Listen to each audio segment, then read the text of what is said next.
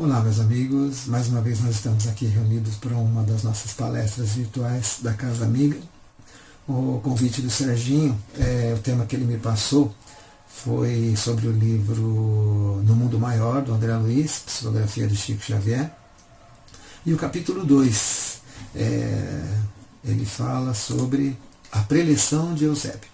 Para quem não sabe, essa parte desse capítulo aqui, André Luiz, numa das suas... ele diz assim, das suas folgas, das suas férias no plano espiritual, e na verdade no plano espiritual férias elas acabam se tornando oportunidades de trabalhos diferentes, ele resolve fazer essa visita acompanhado do irmão Calderaro numa das diversas observações que ele nos traz do plano espiritual. Essa daqui em particular, há uma reunião que será feita aqui no plano encarnado, com espíritos ainda encarnados, mas em desdobramento através do sonho, e com outros que também já são libertos do corpo e que trabalham nas proximidades da crosta, nas diversas instituições de amparo e de auxílio, e lógico, todos ainda carregando as suas próprias dificuldades, todos ainda tendo as suas próprias limitações, lutando contra os seus maus hábitos, os seus velhos valores, e mostrando também que a providência divina se manifesta sempre das formas mais diversas e permite que cada um de nós receba orientações, auxílio, amparo.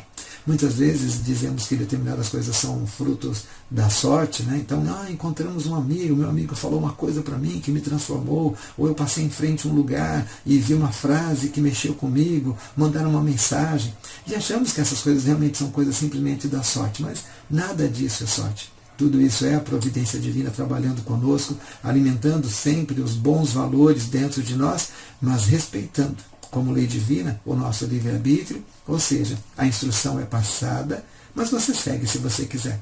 Muitas vezes já sabemos que aquilo é o correto, é a maneira certa de agir, mas temos a liberdade de escolher o momento em que vamos agir daquela forma. Não podemos fugir das consequências dessas escolhas. Toda vez que deixamos de fazer o bem, toda vez que deixamos de respeitar os ensinamentos que nós já guardamos dentro da nossa mente, da nossa inteligência, sofreremos as consequências disso, através dos atos das pessoas, através da dor que nós possamos passar e de diversas outras coisas, que se tivermos olhos de ver e ouvidos de vir, e estivermos atentos, com certeza tiraremos da lição necessária. E aí, André Luiz, acompanhando esse instrutor Calderaro, ele comenta, porque o lugar onde eles estão tem muitas pessoas. Então eu vou ler o trechinho aqui em que o Calderaro fala dessa quantidade e da composição dessas pessoas. Temos aqui, em cálculo aproximado, 1.200 pessoas. Deste número, 80% se constituem de aprendizes dos templos espiritualistas, em seus ramos diversos, ainda inaptos aos grandes voos do conhecimento, conquanto nutram fervorosas aspirações de colaboração no plano divino. São companheiros de elevado potencial de virtudes, exemplificam a boa vontade, exercitam-se na iluminação interior através do esforço louvável. Contudo, ainda não criaram o cerne da confiança para uso próprio. Tremem ante as tempestades naturais do caminho e hesitam no ciclo das provas necessárias ao enriquecimento da alma, exigindo de nós que ele diz seriam os amigos do plano espiritual, particular cuidado, pois que, pelos seus testemunhos de diligência na obra espiritualizante, são os futuros instrumentos para os serviços da frente. Ou seja, é a credibilidade que eles têm em nós. É a certeza de que mais cedo ou mais tarde faremos o certo o tempo todo, e não só nos momentos de reflexão. Apesar da claridade que lhes assinala as diretrizes, ainda padecem desarmonias e angústias que lhes ameaçam o equilíbrio incipiente. Não desfalece, porém, a assistência precisa. Instituições de restauração de forças abrem-lhes as portas acolhedoras em nossas esferas de ação. A libertação pelo sono é o recurso imediato de nossas manifestações de amparo fraterno. O velho ditado diz, nada como uma boa noite de sono, não é? E por que nada como uma boa noite de sono? Porque nesse período aí de 6, 8 horas, né, que cada um de nós passa no descanso, a espiritualidade, né, a providência divina está trabalhando conosco. Ela está nos nutrindo, né, de energia, porque as dificuldades, nós achamos que em qualquer tipo de trabalho, principalmente no trabalho do bem, estaremos completamente isentos de dificuldades, de problemas, e não é assim. Nós sabemos que mesmo o trabalho no bem, ele vai trazer as suas dificuldades. Dificuldades dentro do seu próprio lar, dificuldade com os companheiros de jornada, dificuldades suas próprias, porque dificilmente nos libertamos dos nossos velhos hábitos, das raízes que nós trazemos, de todas as religiões que nós já convivemos, que nós já alimentamos no passado. Então, isso tudo vai, de alguma forma, interferir com as outras pessoas que convivem conosco no mesmo credo, nas mesmas atitudes, buscando os mesmos valores. E aí, então, em todo esse cabedal, 1.200 pessoas, 80% são simplesmente pessoas que estão trabalhando de alguma forma nos aspectos religiosos. E ali, ele é bem claro, ele não está dizendo de uma única religião. Ele é oriundas de diversas religiões diferentes, né? Porque Deus é um só. E cada um de nós vai buscando Deus da sua forma. Mas, por outro lado, ele nos demonstra justamente isso, que a providência divina, ela nunca deixa a gente sozinho. Ela está o tempo todo nos alimentando de ideias, de valores superiores, ela está o tempo todo nos auxiliando a entender as nossas dificuldades para que nós possamos agir no futuro de maneira diferente. O grande problema, lógico que também falou o grande problema, é uma opinião própria, né? Opinião minha. Uma das dificuldades que eu consigo enxergar, talvez, seja que os nossos olhos estão muito mais voltados ao passado, porque é aquilo que nós já guardamos na memória, aquilo que nós já vivenciamos, e pouco voltados para o futuro. Porque, como o futuro ainda é incerto, nós nos esquecemos das palavras de Jesus, de que nós somos os construtores da nossa alegria ou da nossa tristeza. Nós não observamos na nossa própria vida as coisas boas que aconteceram em virtude de coisas boas que nós fizemos. Nos marcam muito as cicatrizes das dores que nós passamos. E lógico, nos ensinam a não cometer os mesmos erros para não passar pelas mesmas dificuldades. Mas nós não olhamos as coisas boas que nós fizemos e assim, quais foram os frutos que essas coisas boas trouxeram. Não frutos no sentido de gratidão das pessoas, não frutos no sentido de prêmios, holofotes ou coisas do gênero, né, que alimentariam a nossa vaidade. Mas o equilíbrio que as coisas certas nos trazem. Nós não percebemos muitas vezes que toda a paz e a tranquilidade que o verdadeiro cristão, vamos dizer assim, né, teria, é fruto dos hábitos, dos valores constantes na sua vida. Nós não podemos um dia, quando estamos alegres, né, não devemos, não podemos, né, não devemos, num dia que nós estamos muito alegres, então todas as coisas nos parecem boas e tudo nos parece feliz. Agora, um dia, quando a coisa não está tão boa, então acontecem as mesmas do dia anterior, mas aí o nosso olhar já se torna negativo. Então, nós não vamos olhar o lado cheio do copo, vamos olhar o lado vazio do copo. Nós não vamos ouvir a notícia da coisa boa, nós vamos nos prender ao lado ruim da notícia e assim por diante. Então, nós nos balançamos, né? Não temos o equilíbrio constante das nossas ideias, dos nossos valores, transformando isso em atitudes positivas o tempo todo para nós e para os outros. Não é ignorar o sofrimento e as tristezas que existem, mas tomar uma atitude para minimizar o sofrimento. Talvez não possamos matar a fome da humanidade, mas podemos dar um pedaço de pão para aquele que está próximo de nós e que tem vontade. Talvez não tenhamos as respostas para todas as dificuldades das pessoas, mas se nós tivermos um ouvido mais tranquilo e uma mensagem de esperança, pode trazer algum alento para essas pessoas, né?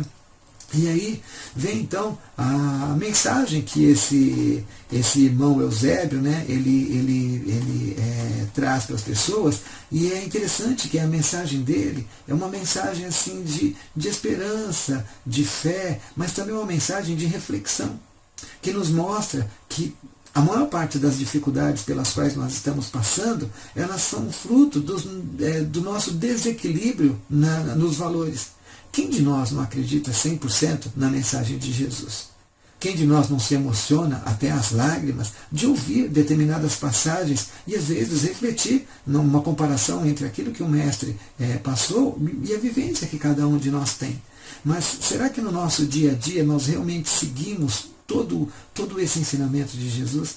Será que, principalmente, por exemplo, os 10 mandamentos, né, que são a base de toda a lei de Deus para todos nós, sem exceção, será que nós seguimos realmente da maneira como nós deveríamos seguir? Então, nós acreditamos no não matar. É um dos mais fortes mandamentos, né? Mas será que, por exemplo, assim, tomar uma arma, pegar um pedaço de pau, um pedaço de cana, alguma coisa, e sair batendo nas pessoas à torta e à direita, com certeza nós não fazemos. Então, grande passo que nós já demos. Mas, será que, por exemplo, assim, quando um bandido ele morre dentro da prisão pelos próprios companheiros, será que isso dentro de nós não traz um sentimentozinho assim de satisfação, porque achamos que isso é justiça? Quando um bandido é linchado nas ruas, não é? Nós achamos que isso também assim, é o povo fazendo justiça. Quando acontece algo de ruim, uma tortura, alguma coisa com um traficante, com um estuprador, com alguém que comete um mal absurdo mesmo, será que dentro de nós isso não traz uma certa alegria, não traz para a gente esse sentimento que nós achamos que é justiça, mas que na verdade é uma vingança por tantas coisas ruins e tal? Mas não nos lembramos que na condição de espíritos oriundos de diversas encarnações, será que nós mesmos já não estivemos na condição contrária?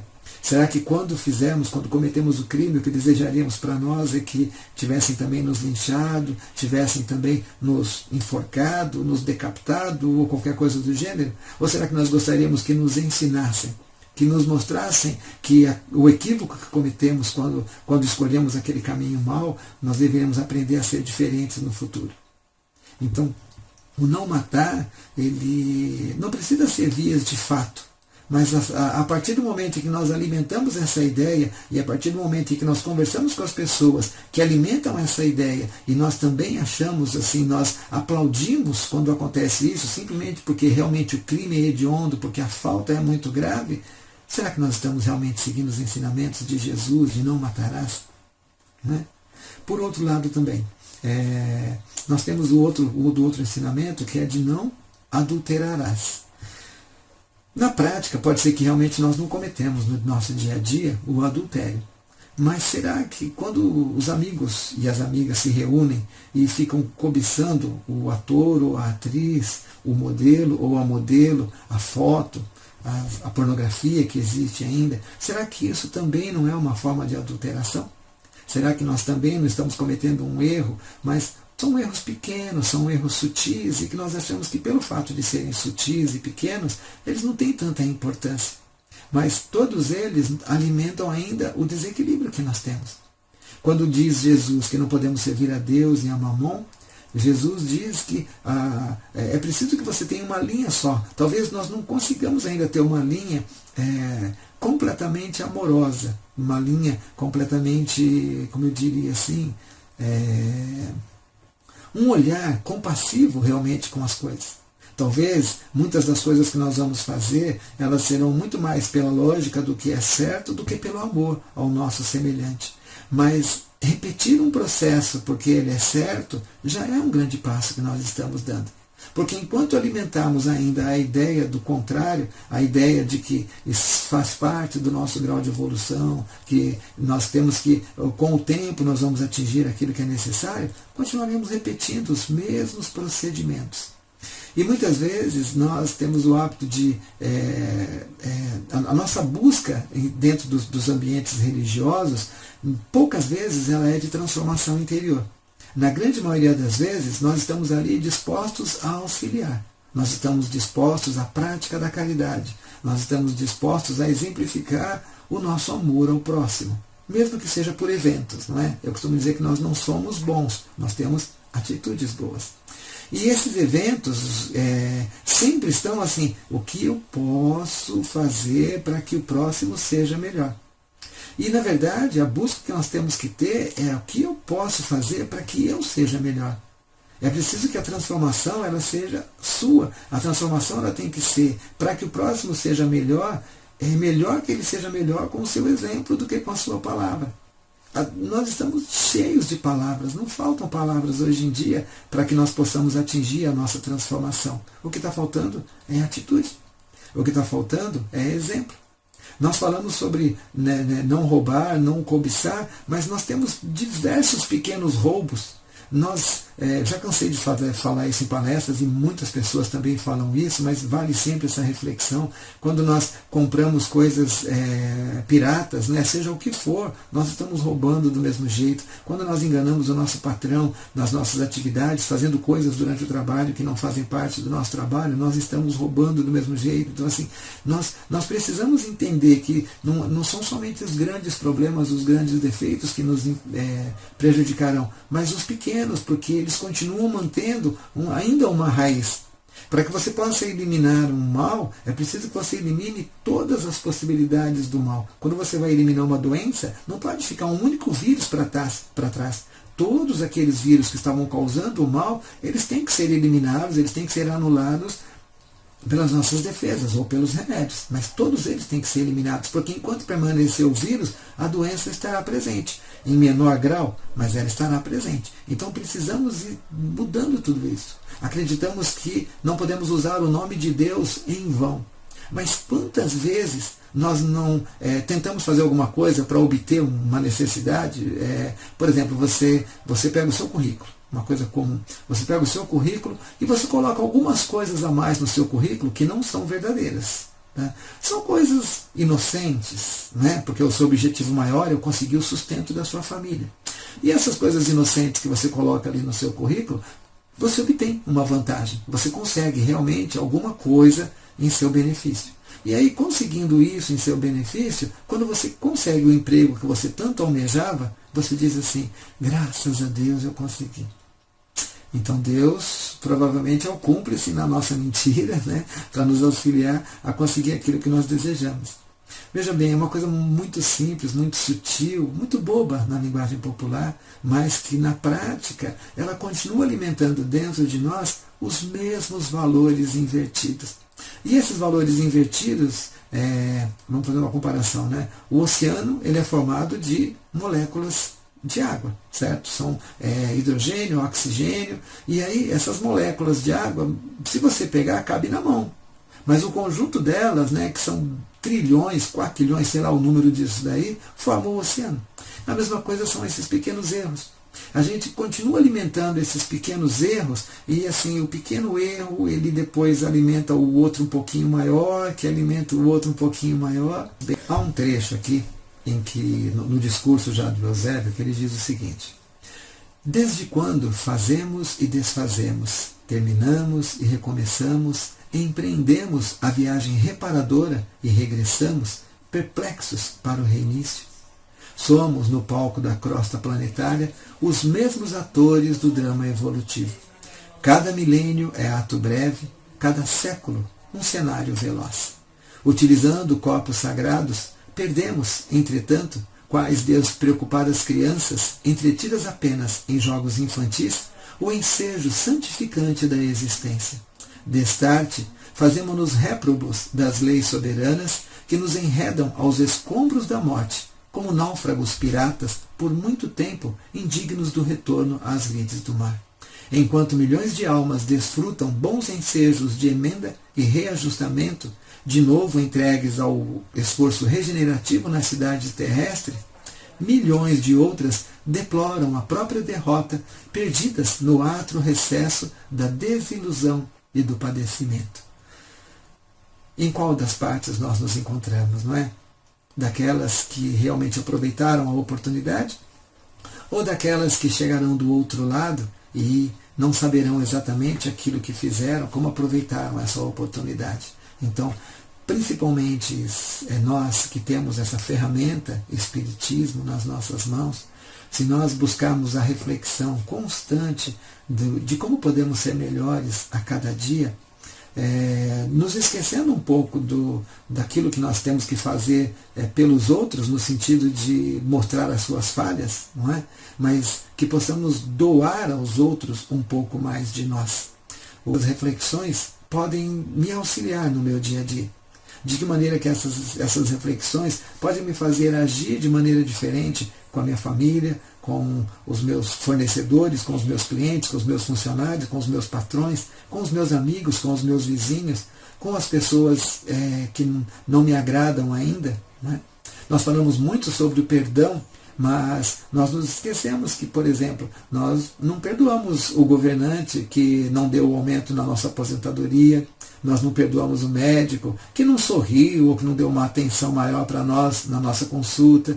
Então, nós estamos cheios de situações em que nós não perdoamos. E o perdão talvez é uma das maiores virtudes que nós possamos adquirir, porque o perdão ele não vai fazer um bem somente para a pessoa, que você vai parar de jogar esse pensamento negativo em cima dela, mas ele vai fazer um bem para você, que você vai deixar de guardar tantas mágoas, vai deixar de guardar tanta tristeza, tantos fracassos dentro do seu coração, achando que é por culpa dos outros. Tudo o que nós formos fazer, com certeza haverá dificuldade. Se não houver dificuldade, nós não vamos aprender. Quando você escolher o caminho de construir qualquer coisa, seja ela material ou não, nós temos que buscar o auxílio das pessoas, porque ninguém faz nada sozinho. Jesus trouxe uma mensagem, mas essa mensagem ela tem que ser exemplificada por todos os outros, não é? É preciso que outras pessoas também sejam instrumentos da mensagem de Jesus, porque ela sozinha não conseguiria atingir bilhões de pessoas, pelo simples exercício do livre-arbítrio de cada um. Então, é necessário que cada um de nós vá guardando essas gotículas do conhecimento de Jesus e vá repassando, vai fazendo com que, através do exemplo, outras pessoas também, elas tenham o mesmo interesse, a mesma vontade e busquem a mesma coisa que nós buscamos também. E o detalhe, não a busca no espiritismo, a busca em ser pessoas melhores, a busca em auxiliar, em ajudar para que esse planeta seja um planeta nesse espaço. Espero que a nossa conversa tenha sido produtiva, né? Que tenha sido reflexiva. Peço perdão pelas falhas, né? Tanto nas falhas na fala, quanto nas falhas na parte visual, que não é uma coisa que é da minha experiência. E convido a todos vocês agora para que nós possamos fazer uma vibração. Nós sabemos que o momento em que essa palestra está sendo gravada é um momento de muita reflexão e muita transformação no nosso planeta. Não sabemos ainda a lição que isso vai nos trazer, mas com certeza para cada um de nós já trouxe grandes reflexões. Então, elevemos o nosso pensamento em Jesus, elevemos o nosso pensamento no nosso Pai Celestial e façamos o nosso pedido. Eu vou fechar os meus olhos, se vocês quiserem também podem fechar. Imploremos ao Mestre amado, imploremos ao Pai Celestial as suas bênçãos sobre todos nós. Imploremos que Ele derrame a sua luz e a sua misericórdia sobre os nossos irmãos que nesse instante estão sofrendo com essa doença, estão passando pelas piores fases do seu tratamento, mas que eles tenham um amparo material e espiritual para que tenham a esperança e a certeza de que vão vencer. Aqueles que sucumbirem perante a doença, que sejam bem recebidos no plano espiritual, que se libertem completamente da matéria. Aqueles que estão à frente, aqueles que precisam transportar, aqueles que precisam fazer exames, aqueles que precisam cuidar, que todos esses nossos irmãos sejam amparados e protegidos, sejam fortalecidos na sua vontade, no seu amor ao próximo, para que tratem com carinho, para que tratem com respeito cada um dos necessitados, que aceitem aqueles que forem revoltados e que também valorizem aqueles que forem mais tranquilos, mais submissos. Imploremos ao Pai que ilumine os nossos lares e aos lares de todos aqueles que nos cercam, que ilumine os nossos irmãos que ainda não estão seguindo no caminho do bem, que ainda não respeitam os seus semelhantes, como nós, muitas vezes, também não seguimos o caminho do bem e não respeitamos os nossos semelhantes. E que a paz de Jesus se faça sobre todos os homens na terra. Que cada um de nós aprenda cada dia a se transformar num exemplificador dos ensinamentos do Mestre.